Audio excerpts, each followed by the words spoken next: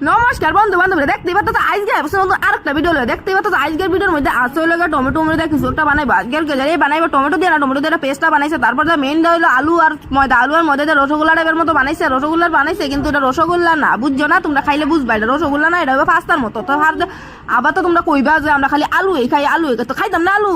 এই দুনিয়ার মানুষ কত মানুষ আছে, দুনিয়ার মানুষ চোখে আমরা কাটা দেখি সুগার মগারে মত্তারি নিজ।